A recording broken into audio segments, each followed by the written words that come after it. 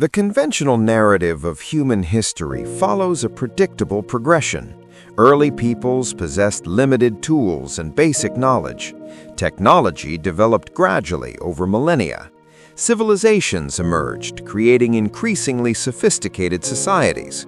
Progress was linear, methodical, inevitable. Yet, scattered across archaeological sites worldwide, discoveries emerge that fundamentally contradict this comfortable narrative. Objects appear with precision impossible for their supposed time period. Materials are shaped using techniques that shouldn't exist. Artifacts demonstrate engineering sophistication centuries or millennia ahead of recognized development timelines. These aren't isolated anomalies or misidentified artifacts. They're consistent evidence that ancient peoples possessed knowledge and capability we don't fully comprehend. They challenge our assumptions about when technological advancement occurred, who possessed sophisticated skills, and what civilizations have been systematically underestimated in historical narratives. This documentary examines 5 discoveries that reveal hidden sophistication in cultures we thought we understood completely. Each one forces historians to reconsider what ancient peoples actually achieved and what capabilities remain hidden in the archaeological record. Discovery 1. Haniwa, the enigmatic clay guardians. Across the ancient plains of Japan, where earthen burial mounds rise like monuments to forgotten eras, archaeologists have uncovered a series of clay statues that continue to puzzle historians and researchers.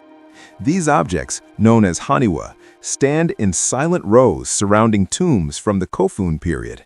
Thousands of figures preserved through centuries, guarding the deceased in an arrangement whose true meaning has been obscured by time. The Haniwa represent some of the earliest monumental sculpture in Japanese history. Each figure was carefully molded from clay, fired until hardened, and positioned strategically around the perimeter of burial mounds belonging to elite individuals, emperors, clan leaders, and important figures whose social status warranted elaborate funerary arrangements. At first examination, many Haniwa appear comprehensible. Some figures resemble warriors standing in vigilant postures. Others suggest dancers or attendants, their cylindrical bodies and expressive features crafted with deliberate simplicity and careful attention to form. These figurines seem to fit within recognizable categories, representations of people and roles within society. Yet other Haniwa defy easy interpretation. Some display elongated limbs in proportions suggesting something other than human anatomy. Others possess circular eyes that appear unnaturally large or staring. Many feature helmet-like heads that seem closer to symbolic entities or abstract representations than to realistic human portraiture. The most puzzling examples adopt shapes so unusual that their purpose remains essentially obscured by time and cultural distance. Geometric forms, armor-like shells, towering cylinders, abstract compositions. These figures don't obviously represent anything recognizable within conventional categories. Their meaning has vanished along with the culture that created them. The technical achievement evident in Haniwa construction reveals a sophisticated understanding of ceramic properties. Artisans shaped clay with deliberate intentionality, creating forms that would maintain structural integrity through the firing process. The craftsmanship demonstrates deep knowledge of material behavior, how clay responds to heat, how forms must be proportioned to avoid cracking, how thickness distribution affects durability. The Haniwa were designed for longevity despite exposure to the elements. For centuries, these figures have endured weather, earthquakes, and shifting soil while maintaining remarkable preservation. This suggests artisans understood principles of ceramic durability that extended beyond trial-and-error experimentation. The consistency across thousands of examples indicates standardized knowledge about proportions, construction techniques, and firing methods. The expressive quality evident in many Haniwa faces reveals something equally important: aesthetic sensibility combined with technical skill. These weren't crude approximations or simple forms. The sculptors shaped features with intentional care, creating expressions that conveyed distinct emotions and personalities. The exact role of Haniwa remains one of Japanese archaeology's enduring mysteries. No written records from the Kofun period explain their specific purpose. No contemporary texts document their function within burial rituals. We're left interpreting their meaning through material evidence and contextual placement. Their arrangement suggests a boundary function, forming a protective ring around burial mounds, perhaps creating a metaphysical barrier between the living world and the realm of the dead. The positioning implies Haniwa served as mediators or guides, facilitating the deceased's transition to whatever afterlife Japanese religious concepts imagined. The expressions visible on many figures range from serene and peaceful to haunting and intense. This emotional variation suggests different intended roles. Some figures may have represented guardians, spiritual sentinels meant to defend the deceased from malevolent forces. Others possibly symbolized companions, ensuring that those buried within the mounds experienced spiritual comfort, never remaining alone in the afterlife. The more abstract Haniwa likely encoded cosmological ideas, depictions of forces, myths, or deities whose names and meanings have been lost to history. These symbolic forms suggest a complex belief system that combined practical concern for the dead with abstract spiritual philosophy. The Haniwa represents sophisticated understanding of multiple domains: ceramics, sculpture, religious philosophy, and ritual practice. The fact that thousands of these figures were created suggests systematic production, established workshops, trained artisans, standardized practices transmitted across generations. Yet, unlike later Japanese ceramic traditions that received extensive documentation, the Haniwa culture produced no surviving written explanations of their creation or purpose. This absence of documentation makes interpretation peculiarly difficult. We study the objects without understanding the meanings their creators would have recognized immediately. The Haniwa reveal a Kofun period Japan far more artistically sophisticated and ritually complex than a society beginning to develop civilization typically exhibits. The consistency of craftsmanship across regional variations suggests not isolated experimentation, but established traditions refined through extended practice. Captivated by mysterious clay guardians? Subscribe to discover more evidence of ancient artistic sophistication hidden in cultures we thought we understood. Discovery 2. The Sabu Disc, an ancient enigma. Deep within the tomb of Prince Sabu, buried in the sands of ancient Egypt more than 5,000 years ago, archaeologists made an extraordinary discovery. Resting beside pottery vessels, stone implements, and ceremonial objects was a disc carved from an extremely unusual material, metamorphic schist, a stone notoriously difficult to shape, let alone sculpt with precision. The object that archaeologists designated the Sabu Disc immediately challenged established understanding of Old Kingdom craftsmanship. The disc featured a form so intricate, so perfectly balanced, and so technically refined that it visibly contradicted expectations of early dynastic Egyptian capabilities.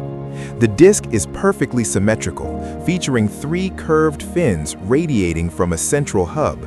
The design evokes mechanical components, propellers, impellers, rotors, concepts that shouldn't exist in an era thousands of years before mechanical engineering supposedly developed. What makes the Sabu disc most perplexing is the material from which it was carved.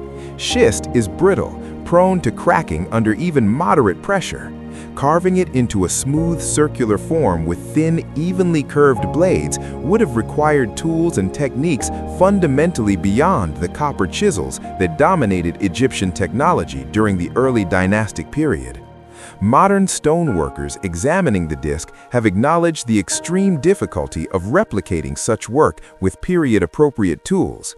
The precision of its geometry surpasses what contemporary Egyptian craftspeople supposedly possessed. The evenness of the curved fins, the balanced proportions, the uniform thickness throughout, all suggest a mastery of stonework that doesn't appear elsewhere in the archaeological record from that era. The disc's surfaces are remarkably smooth, suggesting extensive finishing work performed with tools far more sophisticated than copper implements. The curved fins exhibit such mathematical precision that viewing the object creates cognitive dissonance. This seems like a product of modern precision engineering rather than ancient Egyptian craftsmanship. The disc's actual function remains completely unknown. Conventional archaeological interpretation defaults to ceremonial explanations. Perhaps it served as an incense burner or decorative stand. Yet such applications don't align logically with the disc's actual form. The design doesn't suggest obvious practical functionality for burning incense or supporting objects. More speculative theories propose the disc might have been part of a larger device, perhaps a lid, a component of an unknown vessel, or a mechanical component of a system now completely lost to history. The more unconventional interpretations suggest it could have been a primitive rotor or impeller designed to interact with water or air in ways we don't yet understand. The placement within Prince Sabu's tomb hints at considerable symbolic value. The object was deemed important enough to include in the burial of a high-ranking individual, suggesting it held significance beyond ordinary craftsmanship or ceremonial decoration. Yet the disc's design genuinely feels functional rather than ornamental. Its engineering quality suggests it was built for performance, for actual operation, for performing some purpose beyond pure aesthetic display. What makes the Sabu disc perhaps most troubling is its absolute uniqueness. No inscriptions accompany it, no contemporary texts describe it or explain its purpose, no similar objects have been discovered in other tombs from the same era or subsequent periods. This isolation is extraordinary. Most objects that appear in archaeological contexts have counterparts, similar items found in different locations, variations on established forms, evidence of production traditions continuing across time. The Sabu disc stands alone, without precedent and without successors. This suggests either the disc represents a unique experimental object created once and then abandoned, or it's evidence of a technological tradition that flourished briefly and completely disappeared without leaving further trace in the archaeological record. Either interpretation raises profound questions about what Egyptian craftspeople actually understood and what knowledge was subsequently lost. Amazed by impossible ancient engineering? Subscribe now to uncover more anomalous artifacts that challenge everything we thought we knew about early civilizations. Discovery 3. Baghdad Mythical Weights, Mathematics in Metal. In the heart of ancient Mesopotamia, amid bustling trade routes and centers of early scholarship, archaeologists uncovered a set of small metal objects that reveal sophistication far exceeding the expectations of their age. These were the Baghdad mythical weights, simple in appearance, yet crafted with extraordinary precision that reflects mathematical understanding centuries ahead of their recognized time. The mythical weight system was employed throughout the Islamic world and earlier Mesopotamian societies to measure gold, spices, medicines, and other precious commodities. Commerce depended on these weights, providing accurate, consistent measurements that merchants could trust across vast distances and different cultural contexts. The earliest weights discovered in regions surrounding Baghdad display a level of accuracy that borders on the astonishing. Each weight, often no larger than a coin, matches its prescribed standard value with deviations so minuscule they rival modern laboratory instruments designed for precision measurement.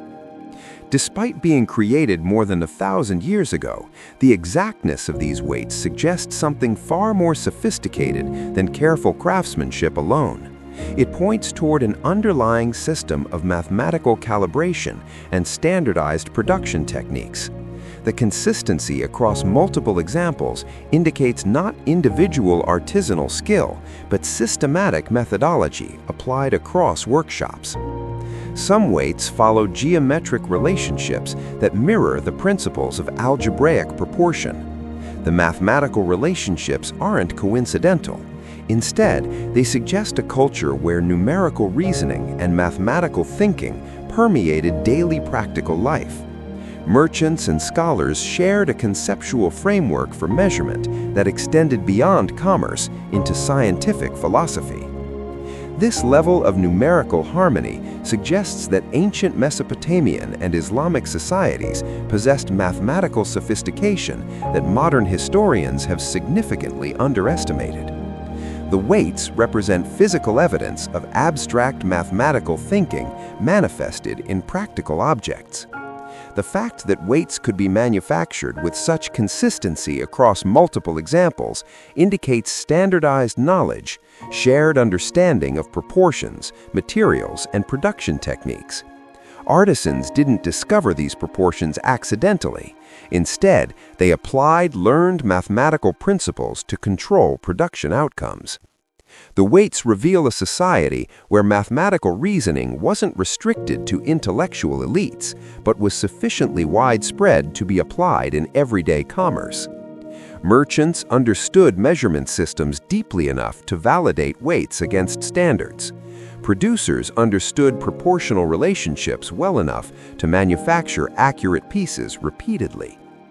This suggests educational systems transmitting mathematical knowledge, quality control procedures ensuring consistency, and cultural understanding that valued precision and standardization. The Baghdad mythical weights challenge assumptions about technological timelines and the development of scientific thinking. Mathematics isn't merely abstract philosophy, it's a practical tool for solving real-world problems. These weights demonstrate that ancient societies applied sophisticated mathematical thinking to commerce and daily life. The precision visible in these metal objects suggests capabilities that mainstream historical narratives typically associate with much later periods. Yet here, embedded in archaeological contexts dated to over 1,000 years ago, is evidence of mathematical sophistication and manufacturing precision that challenges conventional developmental timelines. Intrigued by ancient mathematical precision? Subscribe to explore more evidence of sophisticated knowledge hidden in ancient artifacts. Discovery 4. The Narmer Palette, Egypt's oldest mystery. In the earliest dawn of ancient Egyptian civilization, long before the construction of pyramids and long before dynasties would rise to shape the ancient world, artisans carved a ceremonial object whose true meaning still eludes complete historical understanding. Known as the Narmer palette, this finely crafted slate bears some of the oldest artistic and symbolic expressions in Egyptian history. The palette dates to approximately 3100 BCE, the boundary between prehistory and recorded tradition. It stands at a crucial moment in Egyptian cultural development, marking the transition from fragmented regional societies toward unified civilization. The palette was carved from smooth slate stone, its surface divided into registers filled with intricate scenes. At its center stands a towering figure identified as King Narmer, depicted with commanding presence that symbolizes the unification of Upper and Lower Egypt, a consolidation of power fundamentally reshaping Egyptian political organization. The craftsmanship visible throughout the Narmer palette is astonishing, particularly given its ancient age. Every line is deliberate and intentional. Every contour is sharpened with precision. Every symbol is placed with careful attention to composition and meaning. The palette presents multiple registers filled with figures, servants, captives, mythic beasts, divine emblems, ceremonial objects, all arranged in compositional arrangements that feel simultaneously ceremonial and deeply encoded with meaning. The organization suggests sophisticated narrative intention, as though the artist sought to communicate complex ideas through careful visual arrangement. The scale relationships between figures, larger representations for important individuals, smaller figures for lesser participants, indicate established artistic conventions. The symbolic vocabulary suggests a developed iconographic system refined through prior artistic traditions. Scholars have attempted to decode the Narmer palette's imagery for over a century, yet no scholarly consensus exists regarding its complete function or comprehensive message. Various interpretations propose it commemorates military victory, documents political unification, records religious ritual, or serves some ceremonial purpose now incompletely understood. The palette's complexity suggests it communicated important information to those who understood its symbolic language.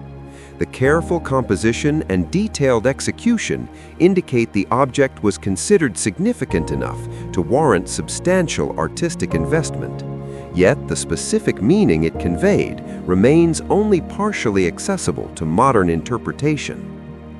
The artwork's quality suggests the artist possessed considerable skill and understood conventions of compositional arrangement, symbolic representation, and technical execution. This indicates established artistic traditions, trained artisans, and sophisticated visual communication systems. The Narmer palette reveals Egyptian civilization at the moment of its consolidation, a society already possessing sophisticated, artistic, symbolic, and organizational traditions. The artistic quality suggests prior development not preserved in the archaeological record. The symbolic complexity implies established belief systems and political concepts. The palette represents a civilization already complex at its threshold of recorded history. Earlier, undocumented periods must have witnessed the development of the artistic, organizational, and philosophical systems the palette demonstrates. Fascinated by ancient artistic mysteries? Subscribe to uncover more evidence of sophisticated early civilizations. Discovery 5. Jomon copper hooks, prehistoric metallurgy. Along the rugged coastlines of ancient Japan, in a world shaped by forested mountains and shifting seas, the Jomon people crafted objects that continue to astonish researchers thousands of years later. Among pottery, stone tools, and ceremonial ornaments uncovered from Jomon settlements, archaeologists discovered copper fishhooks so finely made that their craftsmanship rivals techniques associated with far later periods of history. The Jomon are known for intricate pottery and profound connection to natural environments. Yet the existence of carefully engineered copper tools challenges traditional assumptions about their technological capabilities. These hooks suggest a mastery of metallurgy that precedes recognized development of widespread metalworking in East Asia. The copper hooks display remarkable precision. They're polished to gleaming finish and shaped with flawless curves, bearing a level of precision unexpected from cultures flourishing long before large-scale metalwork became common in regional contexts. Each hook displays perfectly balanced form, a smooth arc, a sharpened point, a refined surface implying repeated polishing. The metal's uniformity indicates the hooks weren't merely hammered into approximate shapes. Instead, they were likely cast or worked with methods requiring controlled heat and specialized knowledge of metallurgical properties. Achieving such uniform results demands understanding of how copper behaves under different temperature conditions. For a society rooted in stone implements and organic materials, producing such tools required substantial experimentation and understanding of copper's behavior, knowledge rarely evident in early prehistoric cultures. The technical sophistication visible in these hooks suggests extended prior development. What makes these artifacts particularly remarkable is their preservation. Despite being thousands of years old, many hooks retain a sheen reflecting the care invested in their creation. Their shapes suggest functionality rather than ceremonial excess. They were crafted by artisans who understood exactly how metal could perform in the demanding environment of coastal fishing. The hook's sophisticated engineering indicates they weren't experimental or occasional creations. Rather, they represent established technology integrated into Jomon cultural practice. The consistency of quality and design across multiple examples suggests standardized production methods. Copper wasn't abundantly available in many Japanese regions during this period. The existence of copper hooks suggests that raw materials or finished tools were exchanged across vast distances. This indicates cultural interaction and technological diffusion far greater than previously assumed. The origins of the techniques used to create these hooks remain debated. Some researchers believe the Jomon independently developed rudimentary copper metallurgy long before it became widespread in East Asian societies. Others propose influence from distant cultures carried through migration or trade routes, largely undocumented in historical records. Whatever the explanation, the copper hooks stand as evidence of a technological tradition woven quietly into Jomon cultural life. Sophisticated knowledge existing beneath the surface of what conventional histories typically acknowledge about prehistoric Japanese societies. Amazed by prehistoric metallurgical sophistication? Subscribe to discover more evidence of hidden technological achievements in ancient cultures.